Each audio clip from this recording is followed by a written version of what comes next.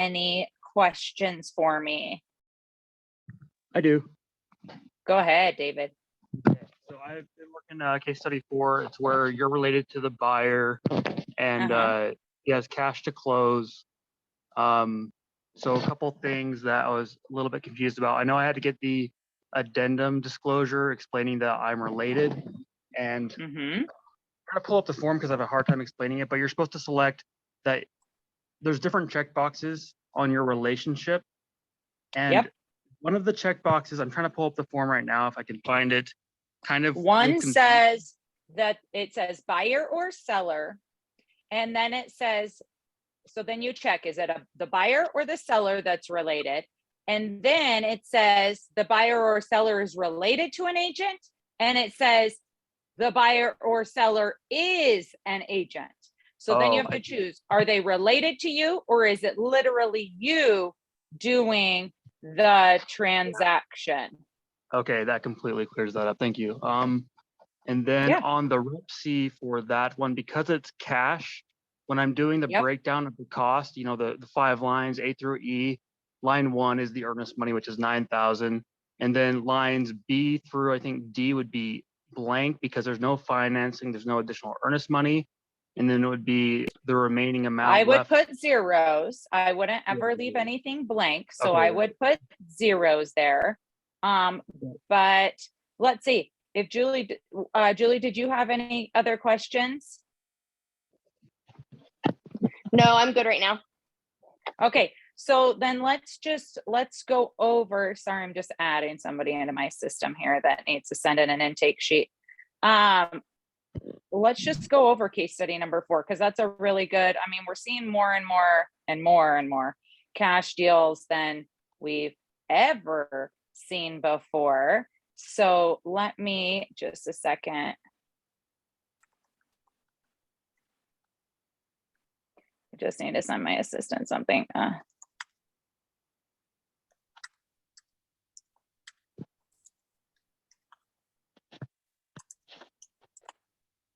Okay. All right. Let's go over case study number 4. So let me pull it up here. I just had it open. I was actually checking somebody's yesterday. So let me just open this up here. And then let's share the screen. Okay. So for case study number 4, it says, buyer, you are related. You will need all the brokerage required documents. See below. Here's the MLS number. Here's the offer price. Here's how much earnest money. It's going to be cash. So they're going to be waiving some of their protections. So you need to send the disclosure and waiver form. You're going to do an escalation clause, and the seller needs a lease back for 50 days. And then after you send this to me, the listing agent is going to send you a counter. And as the buying agent, you will decide what your advice would be to your client. So let's go through this one. Let me pull up the MLS. Let me move my little photo here. Whether or not, how we would know to whether or not to accept the offer, because what I would do as an agent is look for a lot of comparables to see what I think the house is actually worth. But since it's like an older, well, I'll show you once I type up the offer, I'll show you what the counter is that the other agent sends you. And then you could say, this is why I would or would not accept it. Just a second. Let's see here. Okay. So on this one, we're going to need of course, a buyer, exclusive buyer broker. So we'll add that with the plus sign. And then we're going to need a wire fraud. So let's add that. And always remember that you just scroll down here and this tells you all the documents you're going to need and whether you can find them on the MLS or on our brokerage site, which this one should say MLS. I mean, it's a given, but that's okay. Okay. So Ritz will need to update that. So we need to buy a broker. The BBA disclosure form we have to get on the brokerage website, wire fraud, buyer due diligence checklist. So let's come over here and we'll type buyer and we'll hit the plus sign. And then we're also going to need for your protection, that's on the brokerage site, a REPC. So let's go back to that. So let's type in REPC. And then we know we're going to need some addendums because we're related. And then we're going to do an escalation clause, which those both can be on the same addendum. And then we're going to need a lease back because it said the seller needs a lease back. So a short-term lease back right here. So we'll add that to our packet. And then let me check here. Did I get them all? Any case study specific documents. So we've got that. And then our earnest money receipt. So then let's type in earnest money, confirmation of earnest money receipt. Okay. So then up here, we just hit create packet. So we have a nice full packet here of stuff. And then we want to auto populate our form because we have an MLS number. So we want to come over here and we want to copy this MLS number and we want to come back and we want to load that. So we hit load. So drop down this auto populate. You just hit this blue over here on the top right. Then I'm going to come through and I'm going to update any information I need. So I am the buying agent. That's what happens when you're logged into your own MLS. It auto populates your information. Then the buyer's name. I always just do Jane Doe, but I've seen some very creative ones lately. So I love it. Seller's name, we can put on record, or what we can do is hit new tab and then search that MLS. So it's going to pull it up here. And then we're going to scroll here and you can always, by clicking on this tax ID number, you can always see who the owner is. Now this is the new owner. These guys actually just barely bought this. Why I used it in the case studies, because it was a very recent sold. So the information on it is correct. So we can always copy and paste that. Now I'm super anal. So I like to change the name around so that it's in the correct order. I don't like the last name first. That's just how I am. So I would do Christian A and Kimberly Frankowski. Dean was the agent actually for the previous clients, but that's okay. We're just pretending here. So offer date would be today. So I'm going to go select that. Then all the brokerage information is correct because this is my MLS account. So then I'm going to fill in update fields. So I just wait until it does that. Now there's a lot of forms, so it can take a second sometimes. And then I click on this auto populate again, and that just brings that up.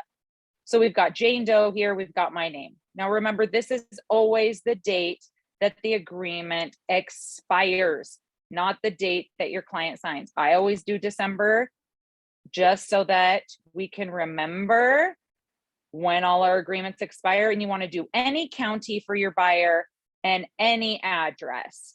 Now, I don't charge a transaction fee, and I'm going to do 3%. A lot of people put whatever is offered per MLS. That's totally fine to do. I just always do 3%. Yeah, go ahead. Quick question on the the 31st of December. If you're in December, do you just automatically make it for next year, or do you still just make it for the end of the month and then just renew everyone? A year from then. Yep, just make it a year from then. Okay. So then okay, anybody who signed in December, I have them for a year. And then otherwise, I need to go check all my other agreements and get addendums written and extend those out. So that's what you want to do there. Then a 3-month protection is very common. So saying any house you showed them during the time that your agreement was in effect, 3 months after this expires, if you showed them this house, they didn't get this offer, this house came back on the market and it was January, you would still be the agent representing them even though your agreement expired. Have I seen this come into play and agents get commission because they had an agreement and protection period? Yeah. Doesn't happen that often, but yeah. Okay, attachments. Yes, there are because of that ERS BBA disclosure addendum from the brokerage. That's amending this agreement and putting some more stuff in this agreement. Okay, so we have all the fields filled out here. So we're going to hit the drop down here at the top and we'll go to wire fraud. And then on the wire fraud, we'll just make sure that it auto-populated all the information.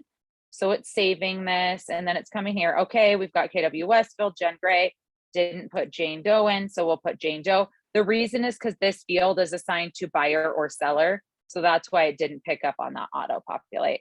Then we come down, we'll add the signatures in DocuSign. Then we're doing the buyer due diligence checklist. So let's come here, KW Westfield, Jennifer Gray, and because it's just the buyer, it did auto-populate Jane Doe.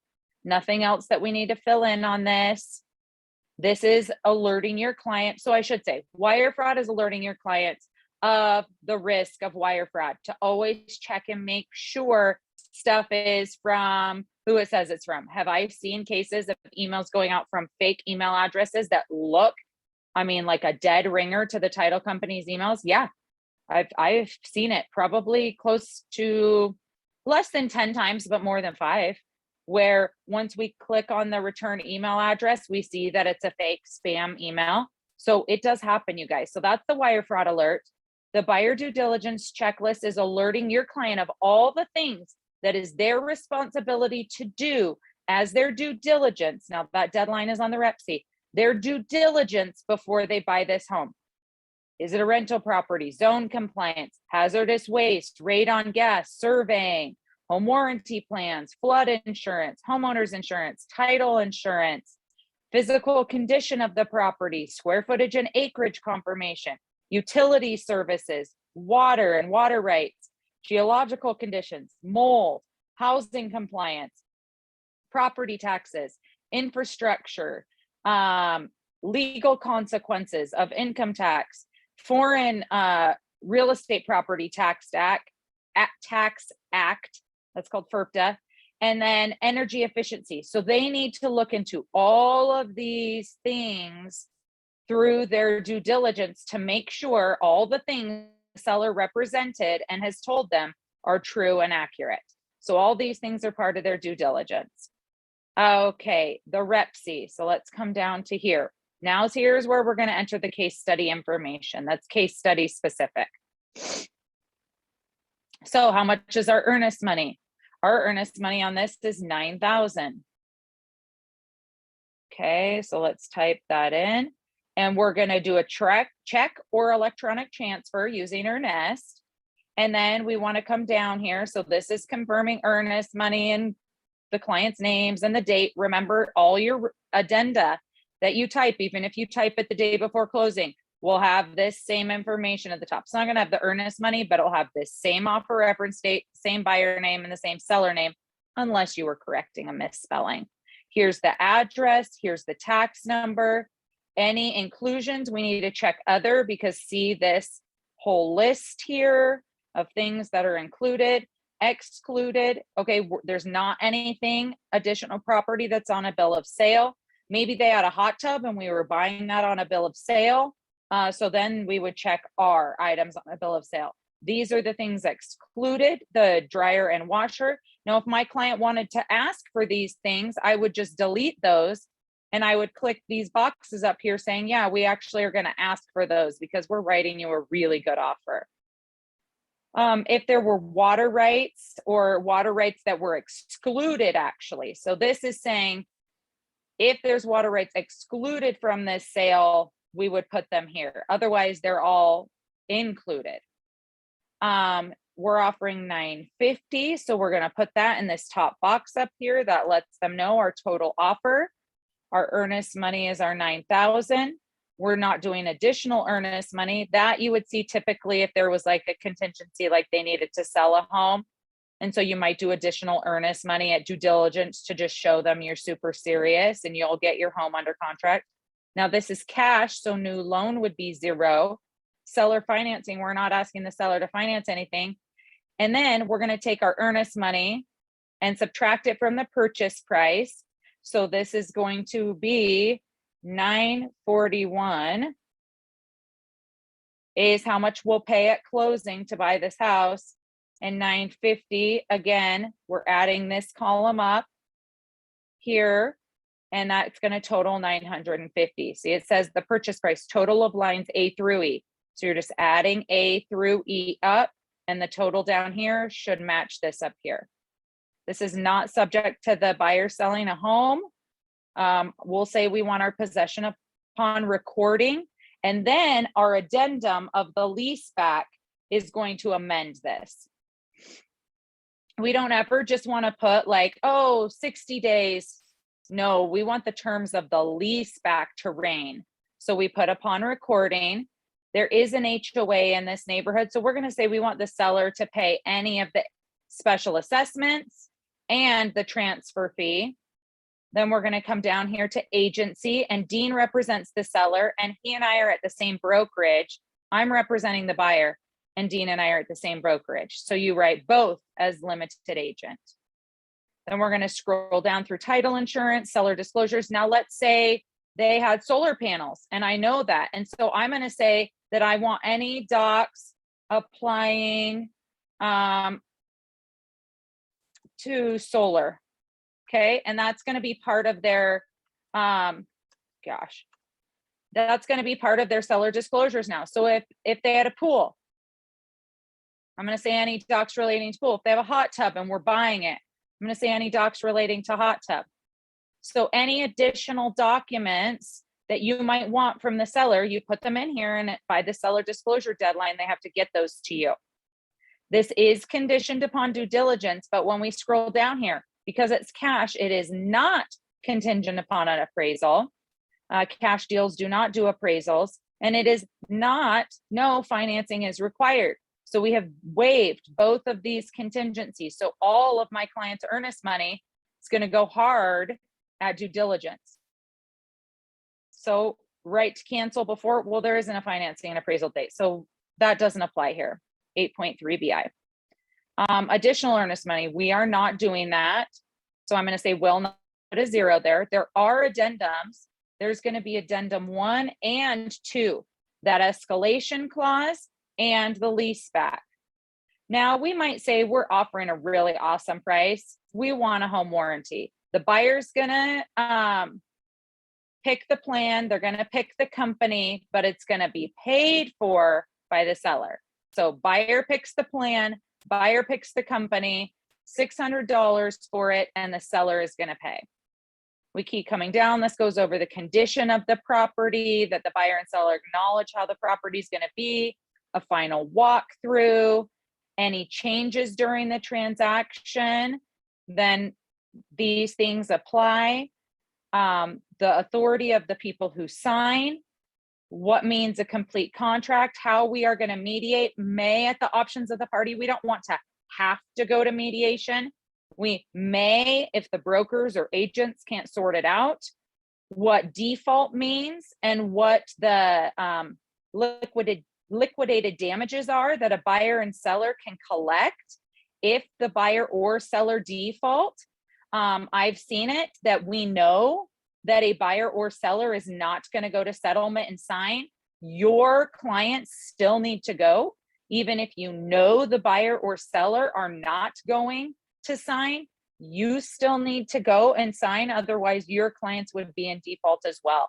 So I have not my personal clients, but I worked on the transaction that we knew the seller wasn't going to go to settlement and sign. The buyer still went, they wired their money, and it's now in a lawsuit because the builder refuses to sign settlement papers. I just had to email the attorney yesterday. So this is seller default. Now, if the buyer had not gone and signed at settlement, they would have also been in default. So you always want your clients to go and sign at settlement, even if you know the other side isn't going to. I had an agent who was a seller and the buyer dropped off the face of the earth, literally quit responding to their agent, quit responding to title. The seller still went and signed. The buyer was in default. The seller got their earnest money. So you always take your clients to settle. This is the laws governing attorney fees and costs, how you have to send official notice. It has to be in writing, signed by the party giving notice, and it has to be received by the buyer or seller receiving the notice, or their agent or their broker. So like if you do a flexible settlement addendum saying we're either going to settle June 20th to June 25th, and we'll give you 7 days notice, that notice has to be in writing, signed by the party giving the notice, and then can be emailed to the agent and broker.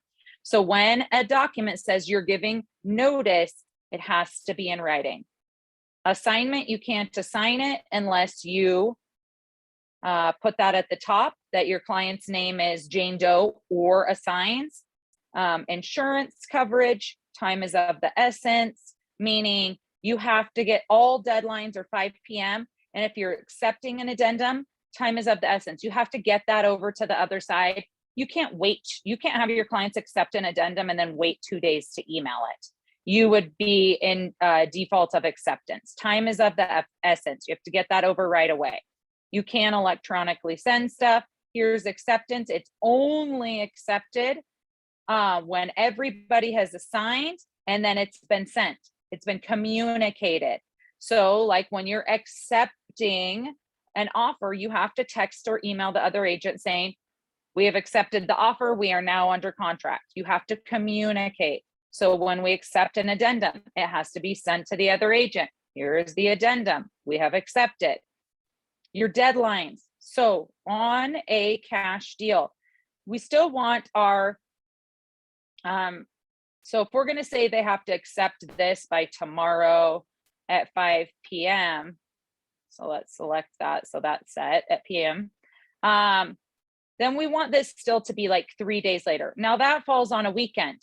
Well, if I'm going to do a short due diligence and we're going to settle really soon because it's cash, I might push them and say, you have to get us the seller disclosure items in 2 days. If it was going to be a 30-day settlement, then I could push it to the next Monday. But I'm going to do this deal like it's a really short settlement. Due diligence. I've already pre-scheduled my client's inspection. So if you accept on the 15th, we're going to do our inspection on the 17th, and we'll have our due diligence be on the 21st. There's no financing and appraisal date because it's a cash deal. So we just put NA, and then we are going to settle by the 24th. So this deal is going to close in a week and a half. You might be thinking, oh my goodness, can that really happen? Yeah, I've had deals close in 24 hours. It's like literally my worst nightmare, but I've had it happen. So a week and a half, that ain't no thing. We can totally do that. So cash deals a lot of times will close in less than 2 weeks. That's the perks of them. They can close quickly. So now let's go to our addendum. Now, you guys know that you can hop in anytime and ask me any questions. Yeah, so I got a couple. Go ahead. Because it's a cash offer, we don't need a resolution of due diligence addendum. But we still do need a due diligence, a buyer due diligence checklist. Is that correct? Okay, so a resolution of due diligence is just if you're going to ask for repairs. So your client, it's a cash offer, could still ask for repairs. So you might need one. We don't know that when you're writing an offer. So you're still going to have a due diligence deadline. Don't ever just flat out waive that. You could say that you're not going to ask for repairs, but you're still going to have an inspection. You could say that you'll only ask for repairs that are over $5,000 or whatever dollar amount. Always still do an inspection. Unless it's literally a literal crap hole and your client is flipping it and they know the house is literally basically junk, that'd be the only time that I would ever feel safe, especially if your client is a constant flipper and like does construction. And so they walk through the home and they know, but they still might want their contractors to come through and say, this is how much flooring is going to be. This is how much a new roof's going to be. So you still probably want to do diligence. So I just recommend never, ever, ever waiving that due diligence. Now I would say that, you could have earnest money go, like, let's say they're like, well, we need earnest money to go hard at the beginning. You could say 24 hours after my client receives all applicable seller disclosure items in Section 7, all of these items that apply will have $1,000 go non-refundable, but not until 24 hours after my client has had a chance to review all these items. That's the only way I would feel comfortable. We need to see the preliminary title report and see what liens are on the property. We need to see the seller property condition disclosures. We need to see the HOA docs. And not until my client has had a chance to review those will we make any earnest money non-refundable. So that's a way that you could deal with that. Any other questions on the REPC? Yeah, so what kind of documents would you be looking for is regarding the solar panels, hot tub, whatever else would you be expecting as an agent to receive? Okay, so solar panels, let's go here. I just went to a new tab on the MLS. So let's go to the forms library. Oh gosh, oh, please tell me that one of my assistants is not getting in my MLS account. Just a second. We all write offers on the same one.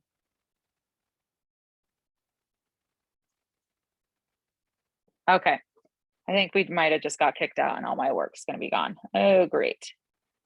Sorry, guys. Just a sec, I'm gonna have to go remake all this really quick. Okay, here we go. All right, let me just do forms really quick and I'll show you, I'll just pull it up right now. So we already went through the BBA. We already went through all the other ones. Let's pull up our rep, see. Pull up an addendum. Just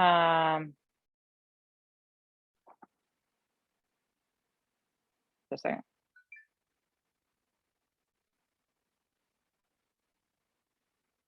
Okay, addendum, then we need the lease back.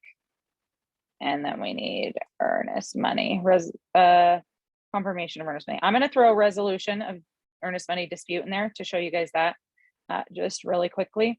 I'm gonna throw in, so I just search, gosh, if I could spell right, solar panel addendum. And I'm gonna throw in bill of sale. Okay, and there is an addendum to this, just so you know. Most documents have an addendum, seller disclosures have an addendum. All of those documents, most of them, BBA has an addendum, an ERS has an addendum. So all of those have addendums in case you need to make changes to them. I'm just going to do this really quickly. Record, scroll down, fill an update. Okay. All right, today's our date. So when you become a fast writing offer wizard, this is how quickly you can get it done, guys. I think if push came to shove, I could probably write an offer in less than 5 minutes. If it was simple, we'll say that. Okay, no. Recording, seller, that's the HOA stuff. Brokerage is, this is cash, so is not. No financing required. This one gets forgot a lot because it's over here on the left. I wish they would change this so these all three just lined up because they get missed a lot. So always check that one. There are additional addendums. Okay, we did say we're going to ask for home warranty just for the heck of putting it in here. We'll say 500 just because it was the top one. Okay, May.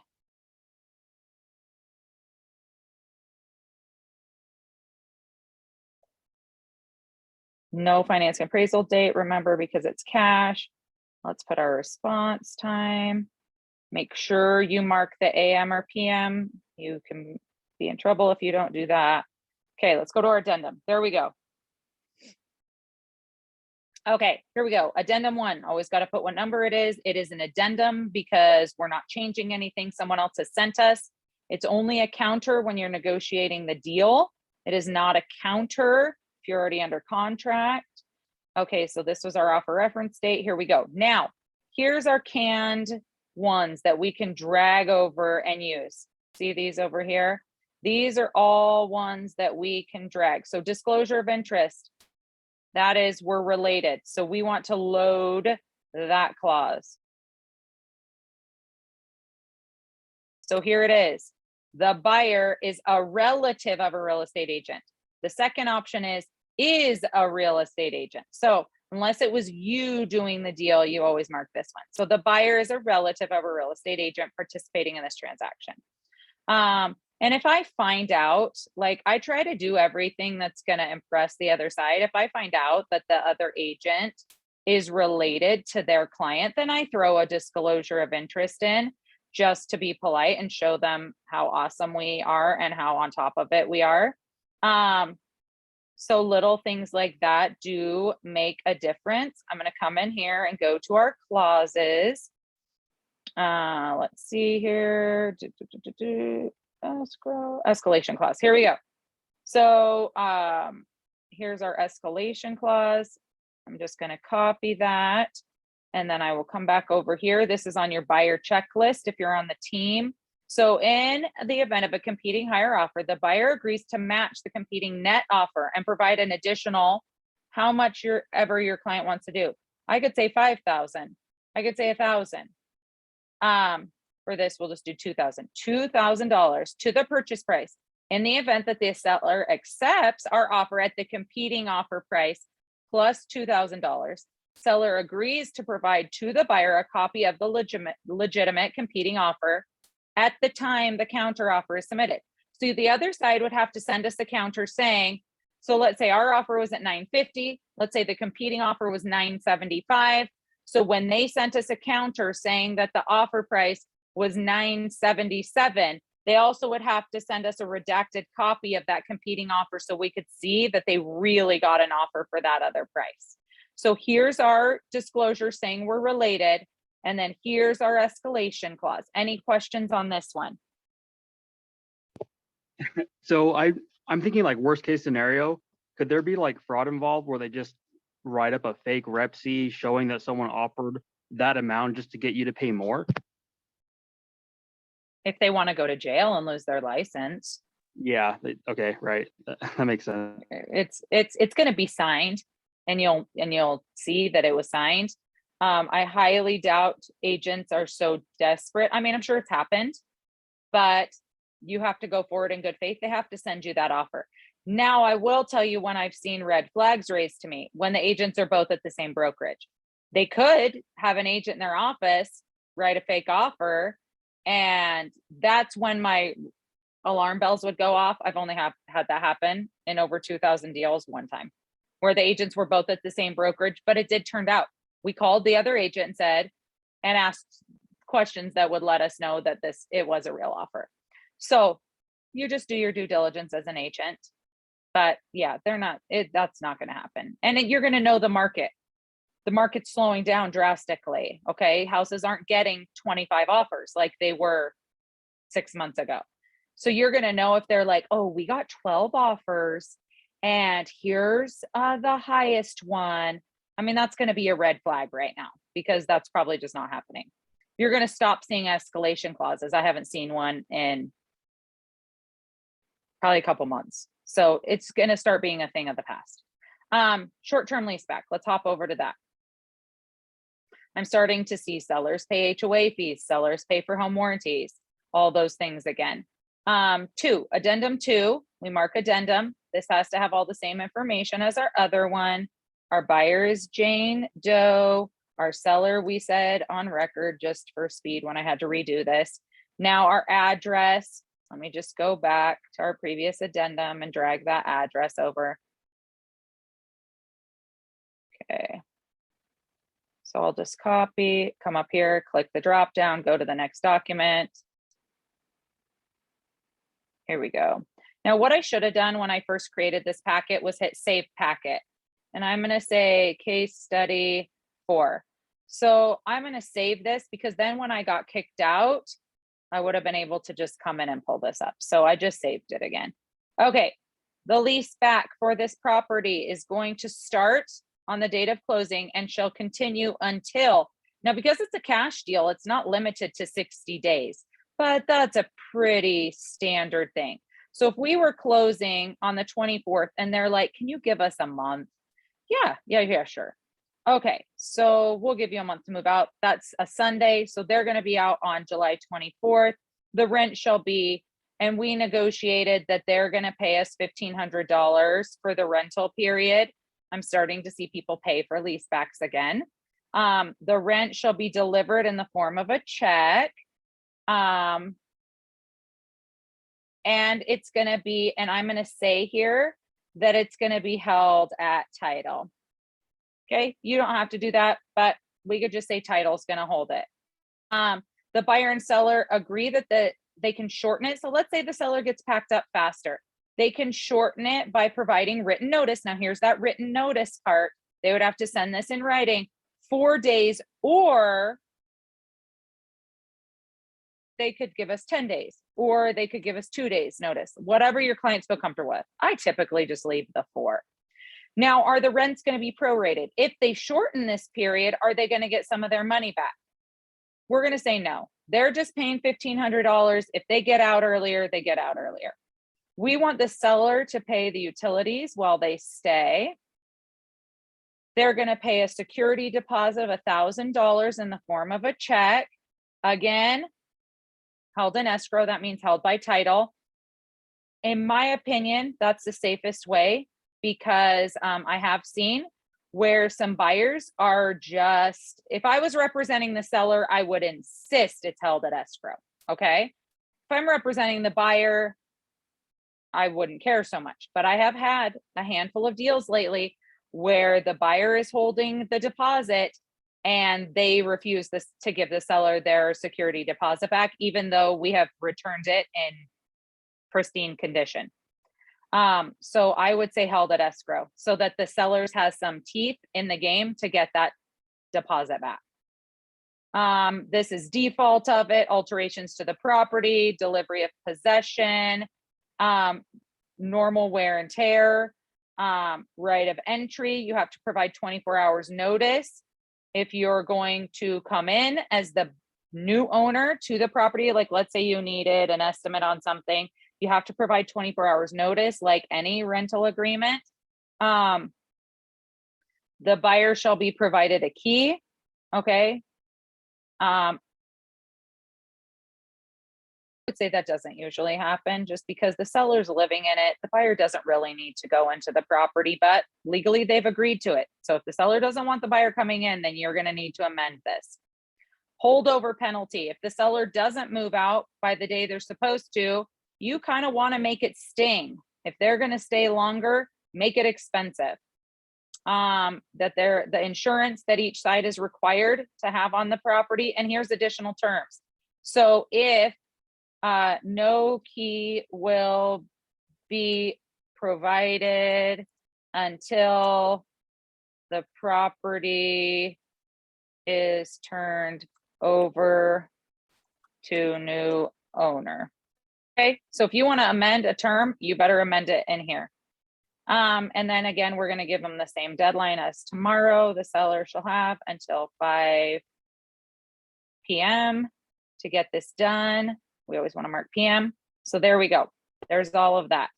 Then we'll come to the drop down menu on confirmation of earnest money receipt. Now our office has one. If you turn it in, you can fill it out at the front desk. It's on the brokerage website. Let me just go there and show you. KW Westfield Home. If you come on here and you go to agent resources and you click on that, earnest money, you can click here. And this is how to send money through Earnest.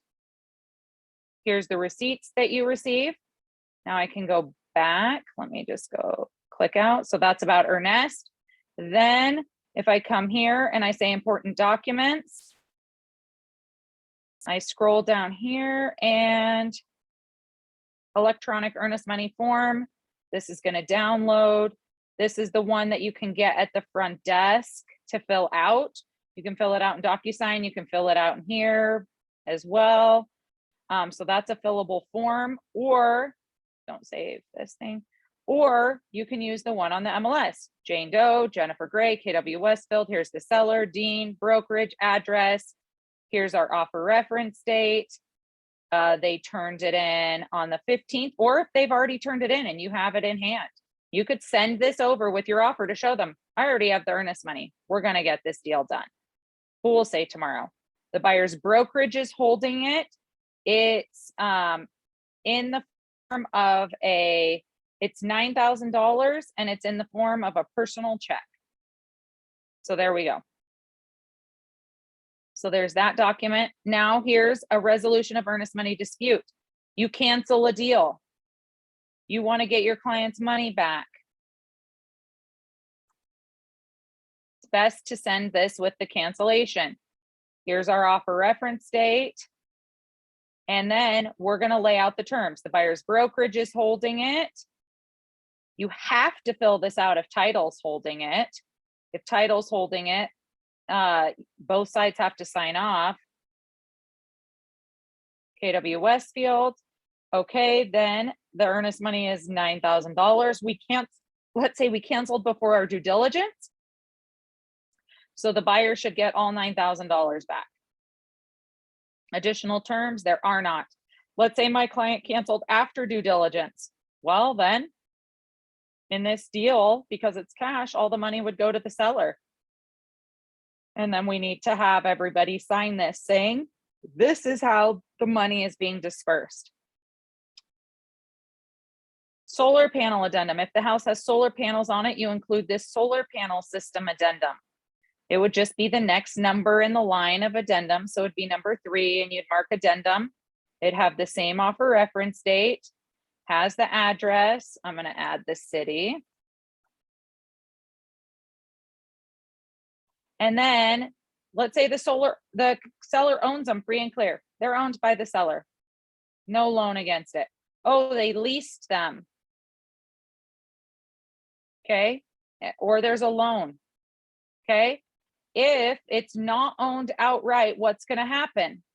The seller's going to pay it off at closing, or is the buyer assuming the payoff?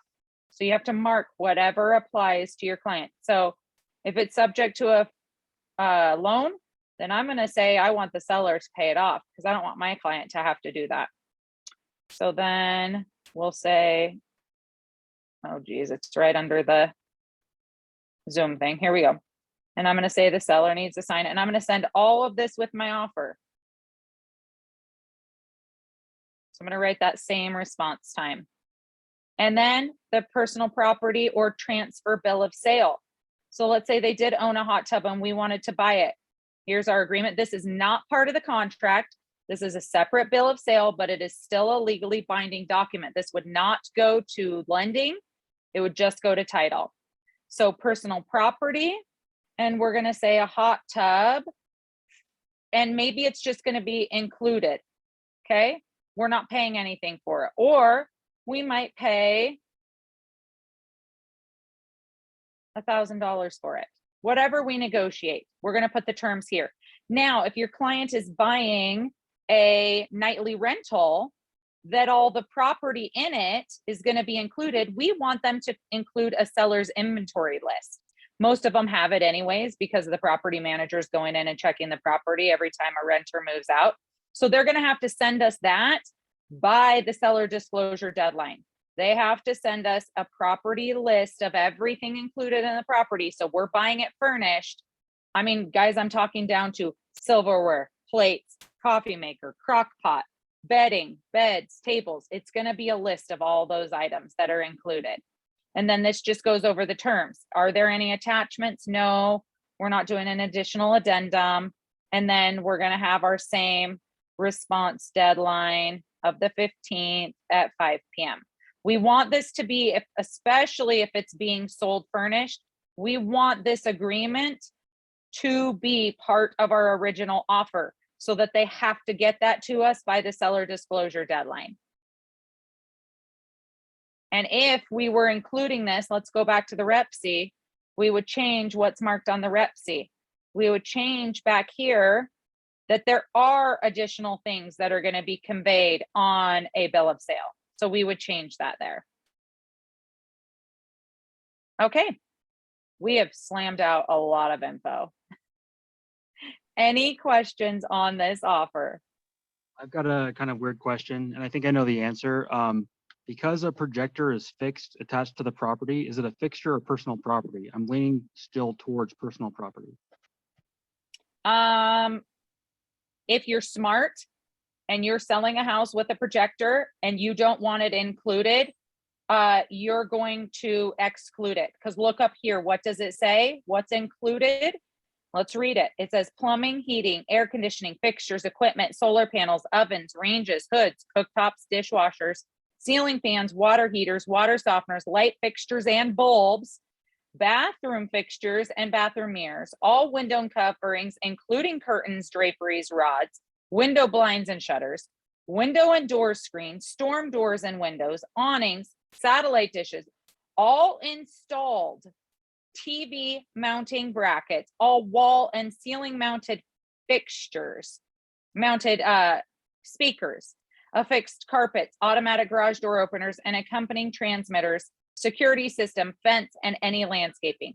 All those items are automatically included unless they are excluded down here. So if you have a projector, you better exclude it down here. Now, if your clients for sure want it included, then I would also make sure that it's up here on the included line. It's one of those gray area things, but look at it, says all installed TV mounting brackets, all wall and ceiling mounted speakers.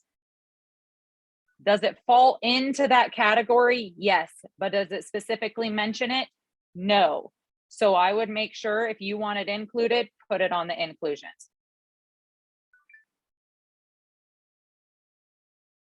Yep, that makes sense. Thank you. It's always better to be clear on things.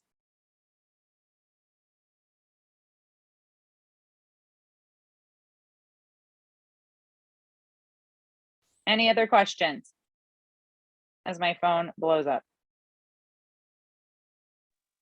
I'm all set. Okay, anything else?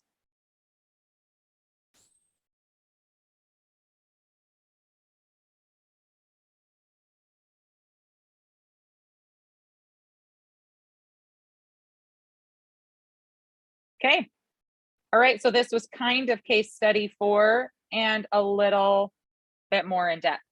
Now let me give you a sneak peek as to what you're going to get as the counter for case study number 4, so that you can be thinking of, would you recommend your client accept or reject this? We're not going to discuss it here because I want you guys to really think, but this is the addendum that I will send you once you send me the original stuff. Earnest money of $2,000 to be non-refundable upon acceptance, and buyer to waive due diligence. So you're going to answer me in an email and tell me why or why not would you recommend your client accept this counter offer. So there you go. Sneak peeky. All right, guys. Awesome. No more questions? Any questions about current transactions?